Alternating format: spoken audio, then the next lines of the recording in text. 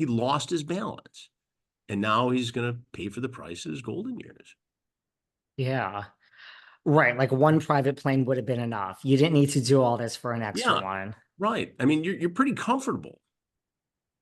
Why Right. push it so hard? And that's often at times I think the downfall for some of these predators. Are you shocked that we're here at the trial? Because I mean, I really did think, brilliant lawyer, criminal, but brilliant lawyer. I mean, I really did think that he was going to, fake it. He was not going to be, I mean, who knows what his mental state is, but I really thought this would never come to trial. I mean, apparently he's living in an assisted facility in the dementia ward.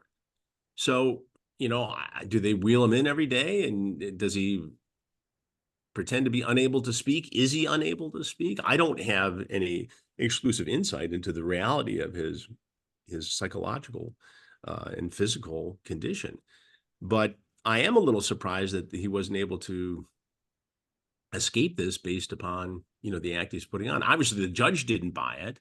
A judge who has seen all the evidence, heard all the testimony, more so than either you or me.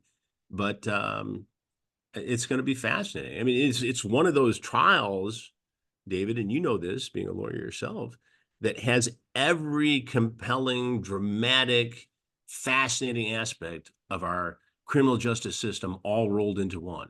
And then throw Hollywood in there, throw Erika Jayne in there. I mean, there's no other case like it. There's no other case like it. And that's the thing, because if you look at the docket, like I think it's a pretty short timeline of what they Yeah. expect this case to be tried. I mean, I don't know if you think it's, I mean, I can't see it being that, like, I think there is going to be all the theatrics when Tom is wheeled in or Yeah. brought in. I mean, I think he's just going to throw everything out there.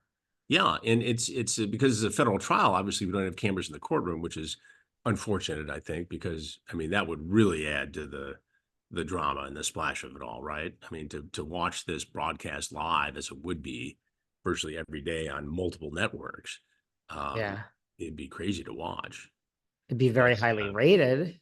I think it would be. I think it would be. It's up there with the Johnny Depp trial or any of the others, really, when you think about it. Do you, because you presented a daytime Emmy award with Erika I Jayne. did. I did. Talk about a roundabout turn of It events. really, so in 2017, I was doing a syndicated show called Crime Watch Daily, and we were up for an Emmy or two, I believe, at the time. And the press people asked, would I be a presenter as well? I said, absolutely, happy to do it. And it just so happened that, I co-presented with Erika Jayne, and the Housewives franchise really was not on my radar at that point. My wife knew much more about it than I did and got a kick out of the fact that I was presenting with Erika Jayne, and she knew, who all the characters were. But it wasn't until a few years later that this whole thing started to unravel. And now every time, I talk about it somewhere, somebody pulls up the picture of the black tie affair, and she was very pleasant. I mean, I didn't have the background or foresight to even ask her about any of this. She was interviewed by Kimberly for the podcast, and it was very gracious about it. So be interesting to see if in fact she is called to be a witness, what she says, and I think it's possible, and I think some of the victims of Tom Girardi don't believe this, but I think it's possible that she didn't know exactly where the money was coming from. Should she have? You could argue that yes, but did she? Maybe not. You're not convinced that she knew. I just think that if you're in the situation where you've got a wealthy husband who's dumping money, he's in charge of it, he's got the law firm, he's putting money into my company. Does she have a due diligence there? Probably. Should she have known? I think so. Did she know? Maybe she's not that kind of a person who would investigate it. I don't think it obviously rose to anything criminal because she hasn't been charged. Right. And I always say, and I'm not defending one side or the other, Yeah, but no, nor it's am I. not. I'm just saying the reality is that she's not a finance person. She's a waitress who got lucky and became one of the Real Housewives. Right. And it's not like your husband was, here he was an accountant, his, tax return was $50,000 in the Right. W-2, and then there was two private planes. You met this person when they already had wealth, Already had all whether the there's stuff. right. Right.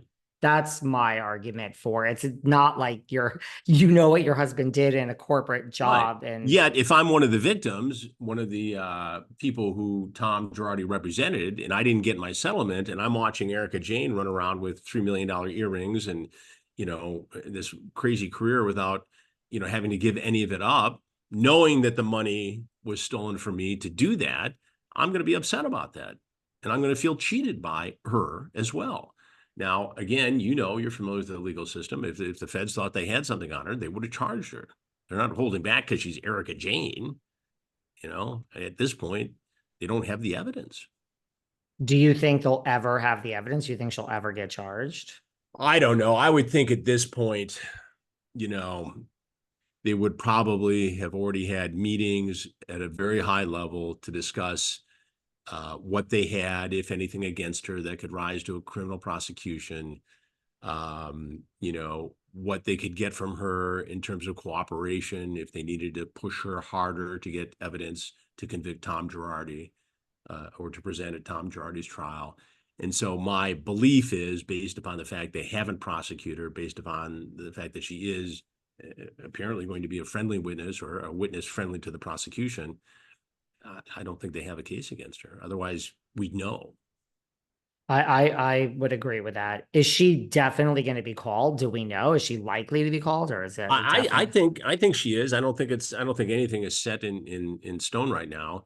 But I mean, I think it's certainly a possibility.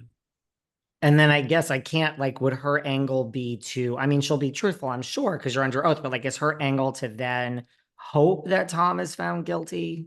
Or is there, Well, they're divorced, so I think at that point, I mean, it's mitigation, protecting her estate, whatever that may be, and her livelihood. I would think at that point, it's all defending what she has. And again, I don't have any special insight into the franchise of the Housewives, but it would seem that she's one of the ones they keep asking back. The scandal of this all has only enriched her position there, and she's a popular draw. Now, you can argue whether that's right or wrong, but it's reality. yeah, she's a popular draw, and they have moved past that, even though, I Yeah. mean, she had her tough Oh, the season. show is over. Yeah, Over it. I mean, I don't know they're if they're over going to it. the trial or not, or whether they get into the whole thing, or whether it's just it's over. It's definitely over. Are you shocked? You say that, with you've won Emmys, here you are presenting at the Daytime Emmy Awards. You said you didn't know who Erika was, but your wife did. Now that you're in this world, like, are you shocked at the housewives of it all? Like, you've seen viral things in your several decade career, like how deep the Bravo fandom is and housewives in our pop culture world. It's amazing, and I have a very loyal following in terms of the predator investigations, especially, and that has sort of reached in a way a pop culture status of its own, and we have three generations of followers, from teenagers to people in their 70s who